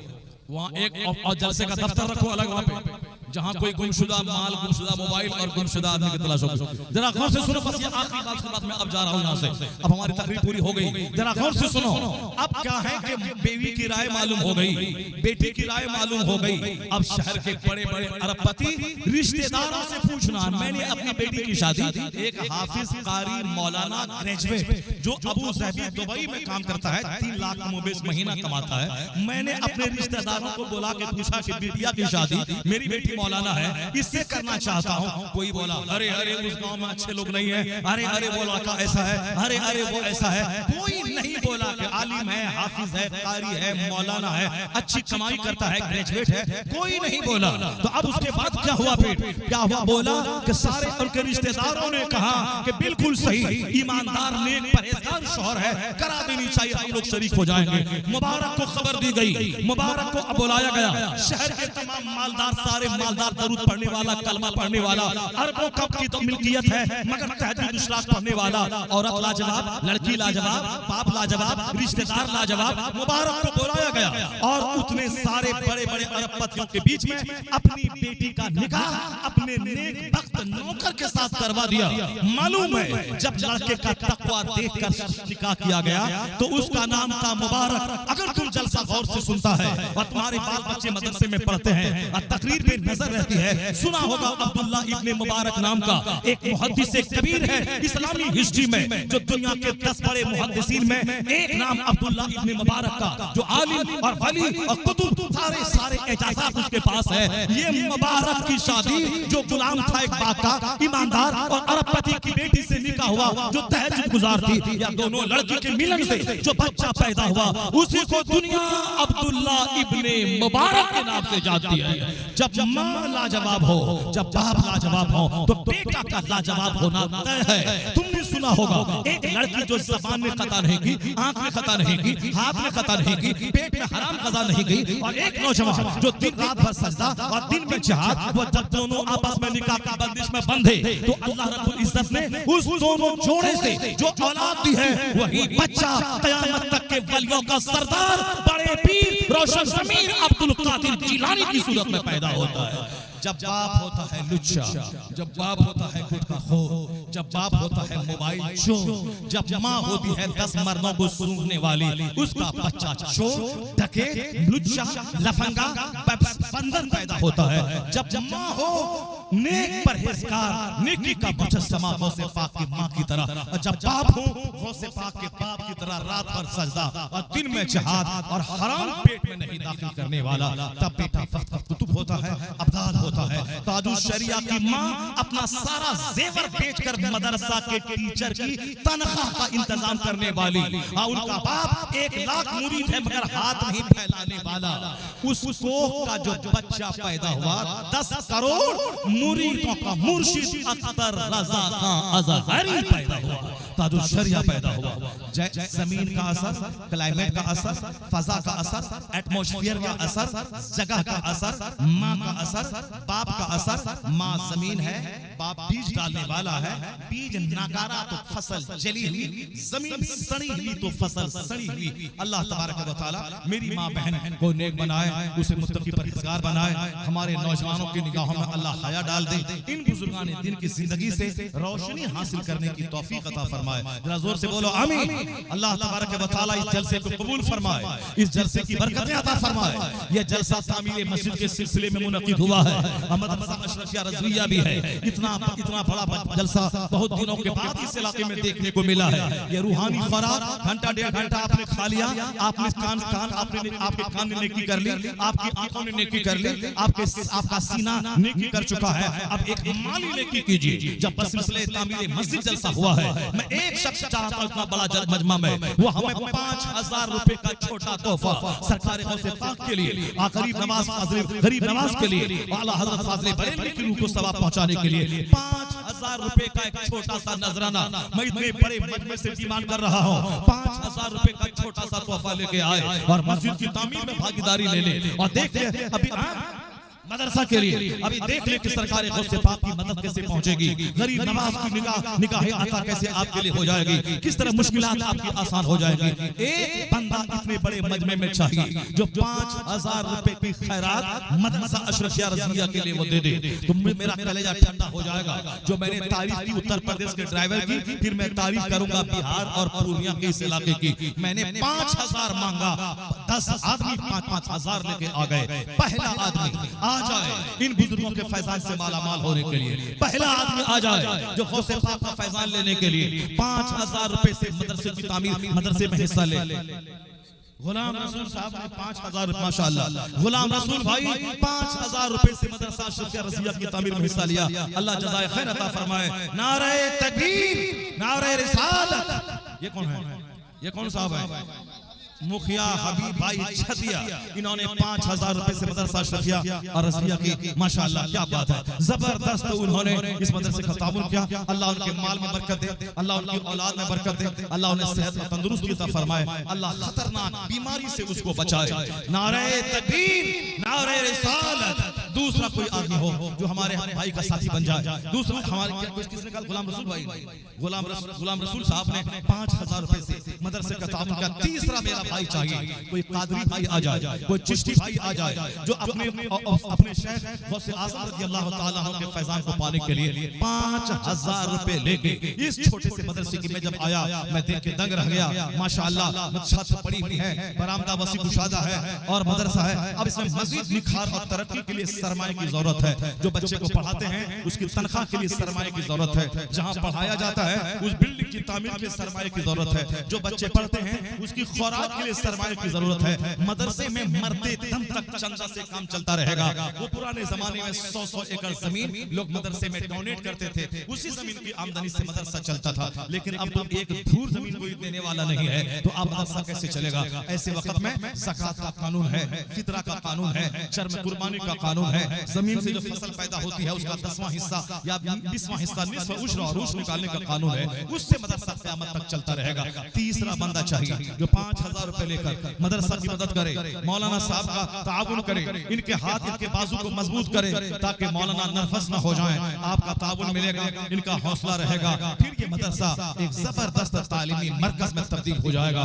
दुनिया के सारे लोग अक्सर लोग मदरसा उजाड़ने में लगे हैं। अब आपकी जिम्मेदारी है कि आप कसम खा लो कि तुमने मदरसा बंद करने के लिए ठाना है। अब हम मुसलमान भी भूखे रहकर मदरसा को आबाद करने के लिए ठान लिया है। भूखा रहेंगे, मदरसा चलाएंगे, एक रोटी खाएंगे, अपने बच्चों को पढ़ाएंगे और मुस्लिम समाज के सारे बच्चों के पढ़ने और शिक्षण का उनका इंतजाम करेंगे। तो अब अपना कीमती सरमाया देना होगा ताकि मदरसा तरक्की करे। 5000 रुपए का मुतालबा अपनी जगह रहेगा, लेकिन अब वो अपनी जगह वो मुतालबा रहेगा 1000 रुपए का छोटा सा दिमाग मैं आपसे करता हूँ। 100 आदमी, यहाँ कई हजार लोग हैं, 100 आदमी, सिर्फ 100 आदमी 1-1000 लेके आ जाए तो 1 लाख रुपए का छोटा सा ताउन मदरसे के होगा। और बूंद बूंद से समंदर बन जाता है, बूंद बूंद से तालाब बन जाता है। आपका 1000 होगा मगर यहाँ 1 लाख रुपए अभी 10 मिनट के अंदर में हो जाएगा। 100 बंदा, कल बच्चा गिरेगा, कल एक बच्चा गिरेगा, 5000 रुपए इलाज कराने में लगेंगे। अगर हाथ टूट गया तो 20000 रुपए इलाज करने में लगेंगे। सदका देने से अल्लाह का गुस्सा, अल्लाह का गजब ठंडा होता है। बस सिर्फ छोटी सी रकम 1000 रुपए, 1000 रुपए का ताउन मदरसे को आपका चाहिए। 100 आदमी महफिल से उठ जाए, जिसकी जेब में 1000 रुपए है वो लेके आ जाए, जिसकी जेब में 500 रुपए की रकम है वो लेके आ जाए, जिसके पास 100 रुपया है वो लेके आ जाए, जिसके पास 50 रुपया है वो लेके आ जाए।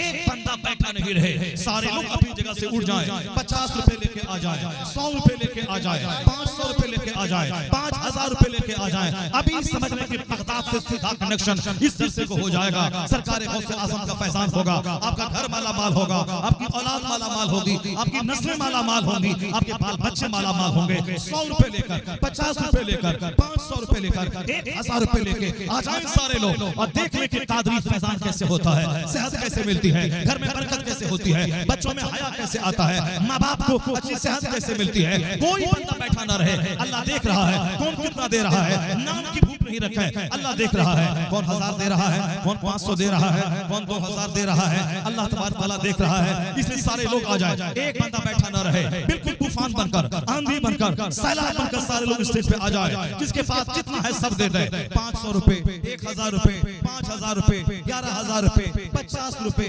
20 रुपए, जिसके पास जो हो वह सब कुछ डालते चले जाए। आप देख लें मदरसे में ताउन करने की बरकतें क्या होती है। हर महीने बांधने मुझको 100 रुपए मुस्तफा के मेहमानों को देना है, 500 रुपए मुस्तफा के मेहमान को देना है। फिर देख लें किस तरह से ये फसल में बरकत होती है। जहां 10 कुंटल होने वाला होगा अल्लाह वहां से 15 कुंटल दे देगा। जहां से 100 कुंटल होने वाला हो अल्लाह वहां से 150 कुंटल दे देगा। जहां 5 मन होने वाला था वहां अल्लाह ताला 10 मन दे देगा। अल्लाह ताला सिर्फ दिल देखता है, आपके दिल में क्या है, आपके दिमाग में क्या है, आपकी सोच कैसे है और आपका दिल। सारे लोग, कोई बंदा बैठा ना रहे। इतना बड़ा मजमा, मेरी माँ बहन बेटियों में बच्चे चले जाए, वो माँ बहन बेटियों में चादर लेके चले जाए। मेरी माँ भी 100 रुपए से कम नहीं दे।